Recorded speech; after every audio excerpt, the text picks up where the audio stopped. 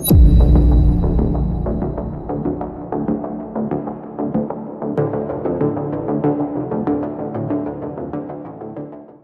صلاح عريس الموسم. حبيبي ألف مبروك. الله يبارك فيك يا حبيبي. الله يخليك. عقبال كل الشباب ان شاء الله.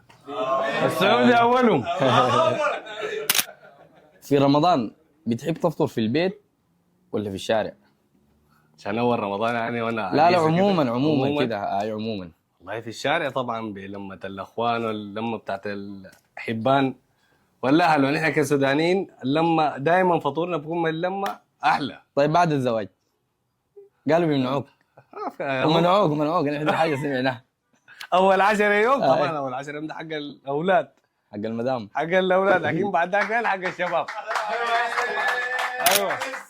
محمد صلاح يعني اللي عارفينه عنك انك مصور وعندك شركه تنظيم. اكثر شركه منافسه لك في المجال منو؟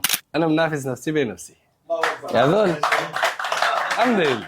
ما شايف زول؟ والله مش ما شايف زول. ما بمعنى انا شايف ما شايف زول. كلهم اخواني ومعي في المجال عارفين اخواننا نحن ذاته، لكن كشغل براو اكثر شركه شايفها منافسه لك شغاله في مجال التنظيم وكده. ما في زول الحمد لله نهائي. الحمد لله. طيب السر شنو انك انت دائما ماسك مناسبات المشاهير والمناسبات الترندات؟ السر شنو؟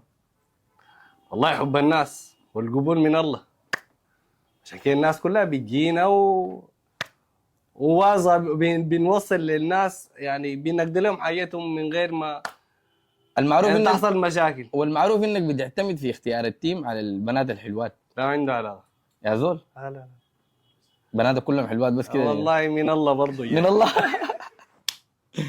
لكن بالذات يعني قصة تسهيل مثلا على الترندات والكلام ده، والحمد لله يعني بنحس بكل الناس اخواننا، عشان كده الحي بتمشي سلسة وظريف.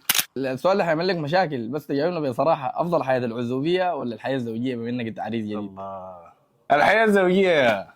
الحياه الزوجيه؟ اي والله لكن العظيم ان شاء الله يا ربنا يعيد كل الشباب. طيب المعروف عنك علاقاتك واسعه مع البنات ومع الجنس اللطيف، ده ما بأثر حاليا؟ لا طالما انا متفاهم مع زوجتي في النقطة دي اكيد ما في احترام، في تفاصيل كثيرة. بس علاقاتك واسعه شديد مع البنات. برضه ما بيمنع ان انا ما شاء الله عرسك كله كان بنات، وبرضه كان شباب واخوان اكثر من البنات. والله الحمد لله يعني لازم تكون متفاهم بس في النقطة دي. في زواج كان ترند في أسوان له ليالي العسكري. ايوه. هل شايف انه اضاف لك او اضاف لشهرتك؟ والله اضافه لكل الناس اللي مشت اشتغلت هناك اليوم، ولانه كانت حاجه جديده بالنسبه لنا كسودانيين، انه كل الاخوان مشوا اشتغلوا في حاجه ما حقتنا كسودانيين بس. ايوه يعني حاجه هي ميكس مصريه نوبيه، فاضافه وهي دي الحاجه اللي خلت كل الناس مثلا او الناس المعروفين. انت شايفها اضافه ولا قروش سمحه؟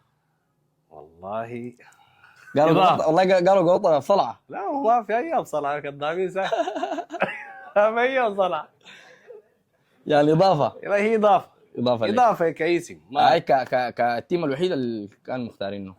نحن كنا شغالين هناك عشان برضه حفظ لحقوق الناس. نحن كنا شغالين ضيافه وشغالين تصوير، ما كنا شغالين تنظيم. في ناس كان ناس قسوم ديل كانوا ماسكين التنظيم هم بالفرقه. نحن كنا شغالين ضيافه لين نستقبل الناس من المطار بنوصلهم الفندق.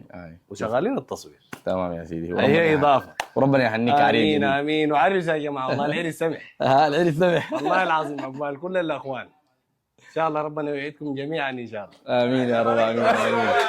امين.